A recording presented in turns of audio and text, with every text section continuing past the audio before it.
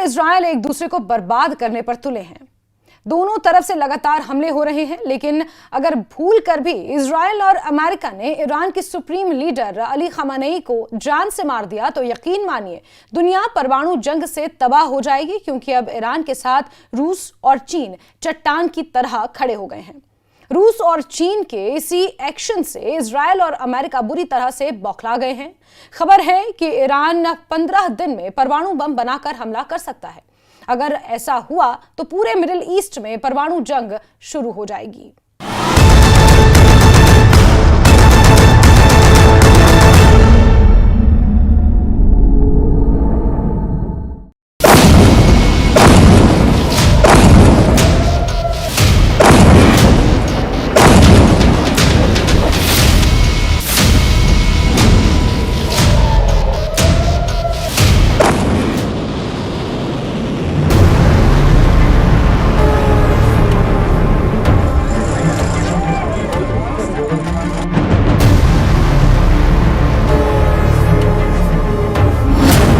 डरपोक निकले ट्रंप, फंस गए नेतन्याहू, अब 14 दिन में फैसला। 13 जून से अब तक ईरान इजराइल पर 400 से ज्यादा मिसाइलों से इजराइल के कम से कम 8 शहरों पर हमला कर चुका है। तेल अवीव, हाइफा, यरूशलेम में ईरानी मिसाइलों से भयंकर तबाही हुई है। लेकिन अब सवाल उठता है कि जब इजराइल को अमेरिका की सबसे सख्त जरूरत है, तो फिर राष्ट्रपति ट्रंप क्यों कह रहे हैं कि ईरान पर अगले 14 दिन यानी 2 हफ्ते तक अमेरिका हमला नहीं करेगा। ट्रंप के इस ताजे बयान और ईरान के भीषण हमले और इजराइल सेना का कमजोर पड़ता एयर डिफेंस सिस्टम इजराइल के वजूद पर भारी पड़ने लगा है। हम आपको दिखाने जा रहे हैं कि कैसे पिछले 56 घंटों में रूस के राष्ट्रपति पुतिन और चीन के राष्ट्रपति शी जिनपिंग ने पूरी दुनिया को संदेश दे दिया है कि अब ईरान बिल्कुल भी अकेला नहीं है। युद्ध में रूस और चीन ईरान की सीधी मदद करने लगे हैं, यानी जंग में अब हालात पूरी तरह से विध्वंसक हो चुके हैं। अब ऐसे हालात में अगर ईरान के सुप्रीम लीडर खामेनेई को इजराइल और अमेरिका मारते हैं, तो रूस और चीन भूखे शेरों की तरह इजराइल और अमेरिका के सैन्य अड्डों पर हमले कर सकते हैं। और अगर ऐसा होता है तो फिर दुनिया परमाणु विनाश जरूर देखेगी। लेकिन इस बीच इजराइल अमेरिका के धोखे से बौखला गया है। उसे जरा भी अंदाजा नहीं था कि जो अमेरिका अगले 24 घंटे में ईरान पर हमला करने जा रहा था, वो अमेरिका अचानक ईरान पर हमला करने के लिए 14 दिन का वक्त क्यों मांग रहा है। ईरान का असली युद्ध शुरू, रूस चीन ने पलटी बाजी। पहले आप ये जान लीजिए इस वक्त इजराइल और ईरान एक दूसरे पर किस तरह से हमले कर रहे हैं। इजराइल ने पिछले 24 घंटे में ईरान के अराक परमाणु केंद्र पर 60 जेट से हमले किए हैं। दावा किया गया है कि ईरान के अराक में मौजूद परमाणु फैसिलिटी को भारी नुकसान हुआ है। दावा किया जा रहा है कि ईरान के अराक परमाणु केंद्र में ही ईरान के परमाणु बम बनाए जा रहे थे। लेकिन रूस के राष्ट्रपति पुतिन ने मीडिया के सामने ऐलान किया है कि इजराइल ने ईरान के जितने भी परमाणु केंद्रों पर हमला किया है, उसके सभी भूमिगत परमाणु फैसिलिटी पूरी तरह से सुरक्षित है। यानी ईरान के नतांज अराक पर हुए इजरायली हमले रूस के मुताबिक नाकाम साबित हुए हैं। इधर ईरान ने इजराइल के परमाणु केंद्र नेगेव पर हमला करने का दावा किया है। ऐसा माना जाता है कि इजराइल की राजधानी तेल अवीव से कुछ दूरी पर यह अड्डा है जहां इजराइल के परमाणु बम रखने के दावे किए जा रहे हैं। अब आप ये जान लीजिए कि 8 दिन की इजराइल ईरान जंग में कैसे ईरान ने इजराइल पर भीषण हमले शुरू कर दिए हैं और क्यों कहा जा रहा है कि रूस और चीन ईरान का अब जमकर साथ देने लगे हैं। युद्ध में ईरान का सीधा साथ दे रहे हैं रूस और चीन। चीन और रूस से तेजी से ईरान पहुंचा रहे हैं हथियार। रिपोर्ट में दावा किया गया है ईरान को बचाने के लिए चीन ने समंदर में जासूसी युद्धपोत तैनात कर दिए हैं। रूस ने ऐलान किया है कि अगर ईरान के सुप्रीम लीडर अली खामेनेई को मारा तो होगा भयंकर सर्वनाश। इजरायली मीडिया में दावा किया गया है कि 15 दिन में परमाणु बम से हमला कर सकता है ईरान। वॉशिंगटन में आपातकाल मीटिंग हुई है क्योंकि ईरान के पलटवार से सख्ते में है ट्रंप। ईरान, रूस, चीन से घबराकर ट्रंप ने 14 दिन तक ईरान पर हमला न करने का फैसला लिया है। तेल अवीव, हाइफा में भारी तबाही हुई है। ईरानी मिसाइलों ने इजराइल में मौजूद माइक्रोसॉफ्ट ऑफिस को मिसाइल हमले से उड़ा दिया है। इजराइल के परमाणु अड्डे नेगेव पर ईरान ने मिसाइल से हमला करने का दावा किया है। खबर यह भी कि ईरान के डर से अमेरिका ने कतर के अड्डे से 40 में से 37 जेट हटा दिए हैं। ईरान की सेजिल मिसाइल ने इजराइल में मचाई तबाही। ईरान के फोर्दो परमाणु अड्डे को कैसे तबाह करेंगे अमेरिका इजराइल, इसे लेकर तेल अवीव से लेकर वॉशिंगटन तक मीटिंग हो रही है। ईरान के भीषण मिसाइल हमलों को रोकने के लिए हर दिन इजराइल को 2500 करोड़ रुपए खर्च करने पड़ रहे हैं, ऐसा दावा वॉल स्ट्रीट जर्नल की रिपोर्ट में किया गया है। ईरान के विदेश मंत्री अब्बास अरागची ने 2 टूक कह दिया है कि जब तक इजराइल हमले नहीं रोकेगा कोई बातचीत नहीं होगी। تکلیف رو بگذارید روشن بکنم. ما در شرایط حاضر و در شرایطی که تهاجمات رژیم صهیونیستی ادامه داره خواهان مذاکره با هیچ کسی نیستیم و آمریکا یعنی در خصوص این موضوع با هیچ کسی ما خواهان مذاکره نیستیم. آمریکایی‌ها خواهان مذاکره هستند، چند بار هم پیام دادن، پیام‌های خیلی جدی هم دادند، ولی ما صراحتاً به اونها گفتیم که تا وقتی که این تهاجم و تجاوز متوقف نشه. ईरान ने इजराइल के बिरशेबा शहर पर सुबह बैलिस्टिक मिसाइल से हमला किया है।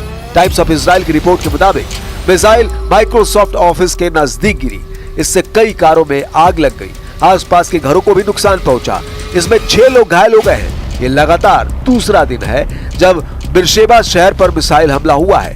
इससे पहले 19 जून को भी ईरान ने बिरशेबा के एक अस्पताल पर मिसाइल दागी थी, जिसमें 50 से ज्यादा लोग घायल हो गए थे। ईरान और इजराइल के बीच जंग का दायरा बढ़ता जा रहा है। इजराइल के हमलों के बाद ईरान ने भी पलटवार किया है, जिसके बाद अमेरिका ने उस पर दबाव बनाना शुरू कर दिया है। हालांकि ईरान ने जंग में पीछे हटने से इनकार करते हुए इजराइल पर बैलिस्टिक मिसाइलों से कई हमले किए हैं, जिससे तेल अवीव और हाइफा जैसे शहरों को बड़ा नुकसान पहुंचा है।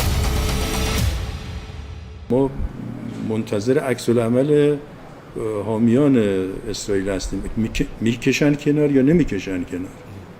یعنی هر چه زودتر عقلای آمریکا و اروپا باید به سرعت دولت مردانشون رو از پشت سر اسرائیل بکشونن بیرون. اگر این کار اتفاق نیفته ما نمیتونیم شاهد باشیم که آمریکا و کشورهای دیگری مهمات رسانی به اسرائیل میکنن، هواپیماهاشون میاد تو آسمان با موشک‌های ما برخورد میکنن، هواپیماهای انگلیسی، هواپیماهای فرانسوی، هواپیماهای آمریکایی.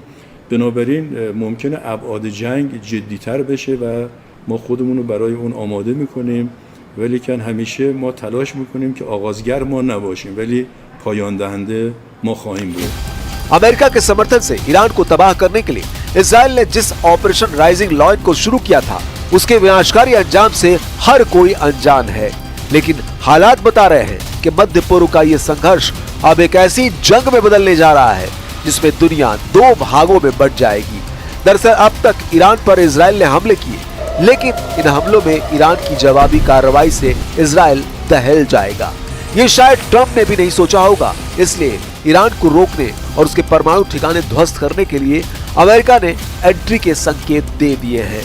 अमेरिकी सेना की एंट्री से ही राष्ट्रपति डोनाल्ड ट्रंप की मुश्किल बढ़ गई है, क्योंकि रूस और चीन ने ईरान की खुलकर मदद करने का ऐलान कर दिया है। रूस ने 2 टूक कह दिया है कि अगर ईरान के सुप्रीम लीडर खामेनेई को मारा गया या जबरन ईरान में सत्ता परिवर्तन करने की कोशिश भी की गई तो दुनिया बेहद विनाशक युद्ध देखेगी।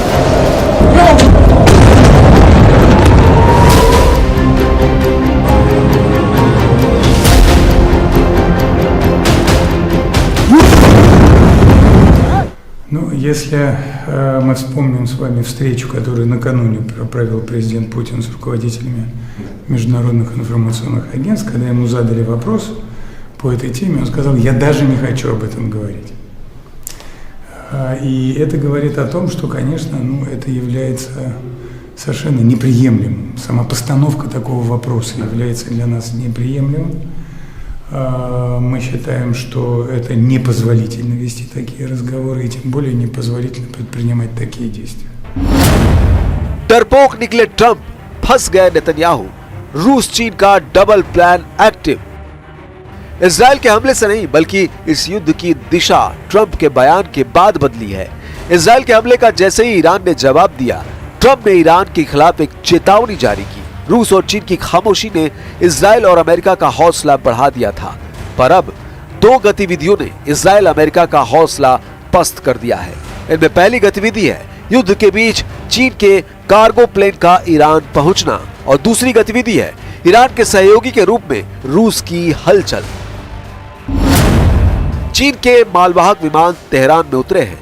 इन विमानों ने ट्रांसपोर्टर बंद करके लैंडिंग की है, जिससे पता चलता है कि चीन ने कार्गो प्लेन में जंग के लिए हथियार भेजे हैं और इन हथियारों में एयर डिफेंस सिस्टम भी शामिल है।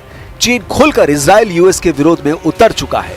इसका सीधा मतलब है कि ईरान और चीन के बीच गुप्त रूप से हथियारों का सौदा हुआ है और इस डील को इजराइल के हमलों को अवैध बताकर पूरा किया जा रहा है। चीन के विदेश मंत्री वांग यी के अनुसार ईरान पर इजराइल के हमले अंतर्राष्ट्रीय कानून और अंतर्राष्ट्रीय संबंधों को नियंत्रित करने वाले नियमों का उल्लंघन करते हैं।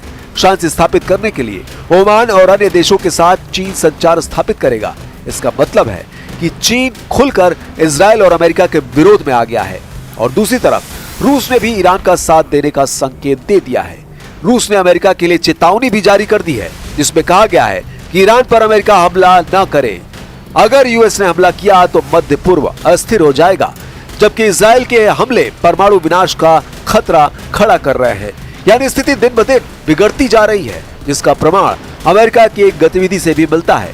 अमेरिका के राष्ट्रपति का डूम्सडे प्लेन E-4B वॉशिंगटन के पास उतरा है, जिसका मतलब है कि अमेरिका इस युद्ध को बड़ा संकट मान रहा है, क्योंकि ये प्लेन राष्ट्रपति की सिर्फ सुरक्षा ही नहीं करता बल्कि परमाणु विस्फोट का सामना भी कर सकता है।